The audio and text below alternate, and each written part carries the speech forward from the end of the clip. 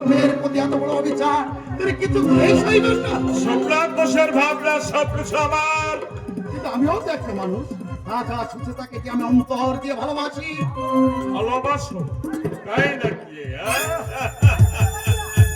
আমি ভেবে পাচ্ছি না সুচেতাকে না পেলে আপনার আটকাচ্ছে কোথায়? এ আমার বাবার সোমনাথ বাবু, তুই বন্ধুর বহুদিনের ইচ্ছা। ইচ্ছা, মানুষের সব ইচ্ছা কিন্তু সব সময় পূর্ণ হয় না প্রদোষ। অসম্ভব। সুচেতার প্রতি এত বড় অবিচার আমি কিছুতেই করতে পারবো না। রাজকন্যার সঙ্গে রাজ্য পেয়েছে বলেই বুঝি হঠাৎ প্রাণের বাঁধ ভেঙে পড়েছে। কি বলতে চাইছেন আপনি? ছিল বললাম তোমার মনের কথা। বুঝেছেন যখন আরেক স্পষ্ট শুনে যান, আজ থেকে আমি আপনার সঙ্গ ত্যাগ করলাম। তুমি ত্যাগ করলো, আমি যে তোমার সঙ্গে ত্যাগ করবো না প্রদোষ। কি করলে আপনি ত্যাগ করবেন সে কৌশল আমার জানা আছে। তাই নাকি? আপনার সমস্ত কুকর্ম আমার নকদর্পণে, তাই আপনাকে পাঠাতে যদি নিজেকেও কষ্ট হয় তবু শিকার তবু আপনার মতো হিংস্র শয়তানে। বাবু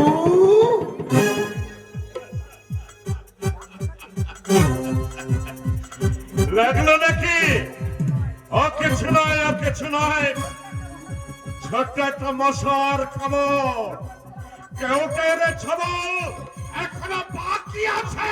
আমার গায়ে হাত তুলতে আপনার সাহস হলো কি করে?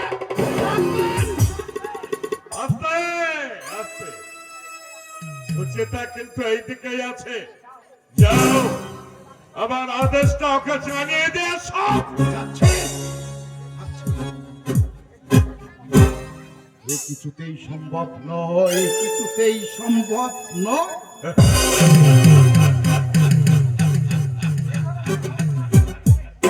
এইভাবে আমাকে সব কাজ সম্পন্ন করতে হবে। কিন্তু সম্রাট বাবু তো এখন আসছেন না, আমার যে তাড়াতাড়ি বেরোতে হবে। আসেন আসেন আসেন। আপনার সঙ্গে পরিচয়ের পর থেকে হ্যাঁ। মনটা যেন কেমন উদাস হয়ে গেছে। এই ধারা হয়েছিল সুচিতার মায়ের মৃত্যুর পর, ভেবেছিলাম ভগবান যখন বিমুখ তখন আর সংসার ধর্মের মন দেব না। কিন্তু মা আমার সাংঘাতিক জিনিস, কিছু কাটিয়ে উঠতে পারলাম না। মায়া কাটানো বড় শক্ত সম্রাট বাবু। ওর সঙ্গে জড়িয়ে আছে কাম, লোভ এবং মোহ। এইসব দানবগুলোকে সংযমের অস্ত্রে হত্যা করতে পারলে দেখবেন মায়াও ধীরে ধীরে দূরে চলে যাবে। এখন আমার অন্তত কাজ আছে। আচ্ছা আজ আমি চলি, সবাই পেলে পরে একদিন বিরাট মন্ত্রণে আপনার বাড়িতে এসে হাজির হবো। আজ আমার একমাত্র মেয়ের বিয়ে, বেশি মুখ না করে ছাড়ছি না। আগে নবদম্পতিকে আশীর্বাদ করো। ওরে নিধে, নিধিরাম, প্রদোষ আর সুচিতাকে পাঠিয়ে দে। প্রদোষ বড় ভালো ছেলে। একটু আদর কাকা বলছিলেন কুসংসাকে মিশে প্রদেশ নাকি ইদানিং বয়সের ছেলে তো অমন একটু একটু হয়ে থাকে। এবার সংসারে জোয়ান ঘাড়ি পড়েছে, দেখবেন সব ঠিক হয়ে গেছে। মা আমার একমাত্র মেয়ে, তাই বড্ড ভয় হয়। এই যে তোমরা এসে গেছো, স্বামীজিকে প্রণাম করো।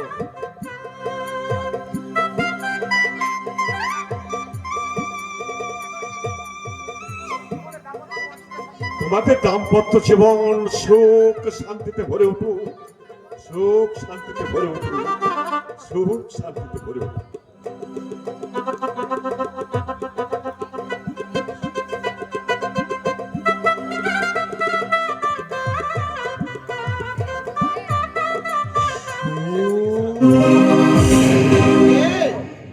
কে আপনি? মাননীয় মাস্টার মহাশয়, দৃশ্যটা দেখে আঘাত পেয়েছেন বলে মনে হচ্ছে। এত বড় গুরুতর অন্যায় করে এ বাড়িতে ঢুকতে সাহস আপনার? ওকে তোমরা অপমান করো না বাবা। আজ আমার একমাত্র মেয়ের সুবিবাহ এবং একদিন আপনি সুচেতাকে পড়াতেন, শুধু সেই কারণে আপনাকে কিছু বললাম না। এই জুতো বেটা করে কেন কেন অপমান করতে তুমি এখানে এলে?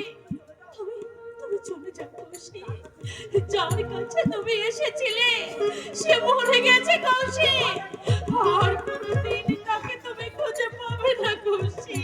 আসতাম না সু, এসেছিলাম একটা সত্য কথা জানাতে। কিসের সত্য কথা?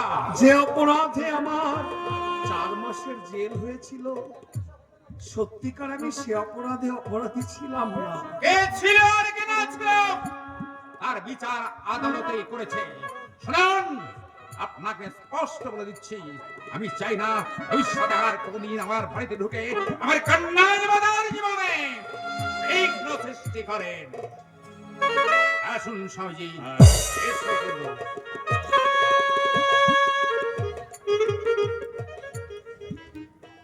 কৌশিক, সুচেতা, কৌশিক, আমি তোমার মঙ্গলাকাঙ্ক্ষী।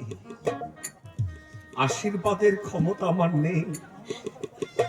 ভগবানের কাছে আমি কার মনোবাক্যে প্রার্থনা করি, তিনি যেন তোমার বিবাহিত জীবন সুখময় করেন, শান্তিময় করেন। কৌশিক, ভালো থেকো সুখে থেকো।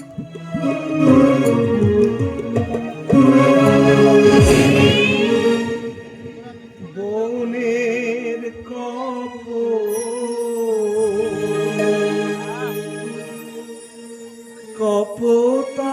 কপোতাক্ষীর তীরে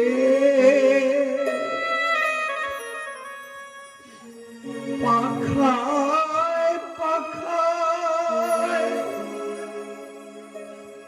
বাধা ছিল নীরে।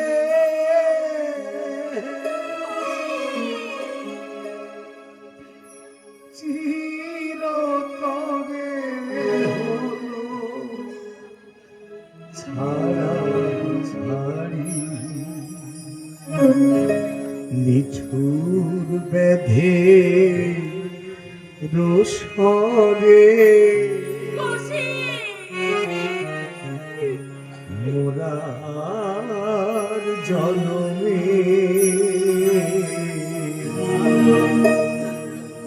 হংস মিঠু ছিলা।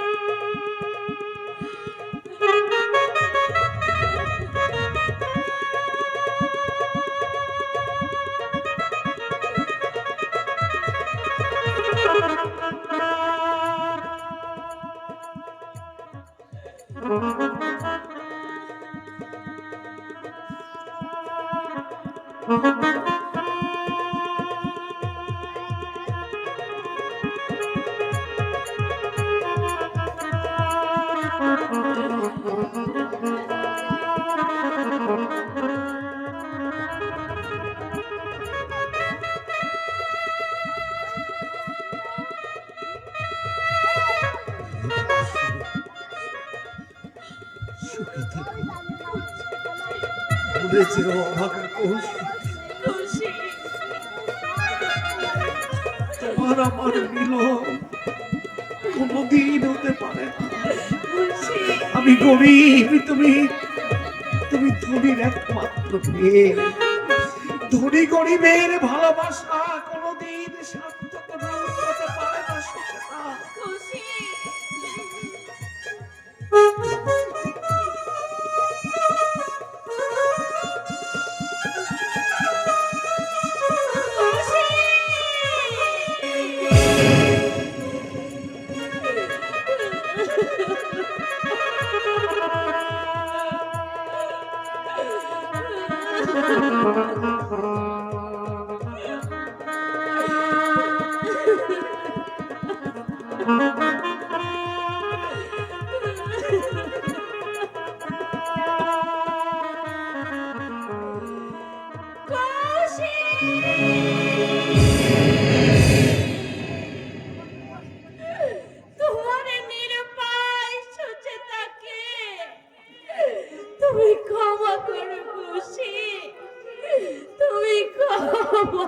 বলো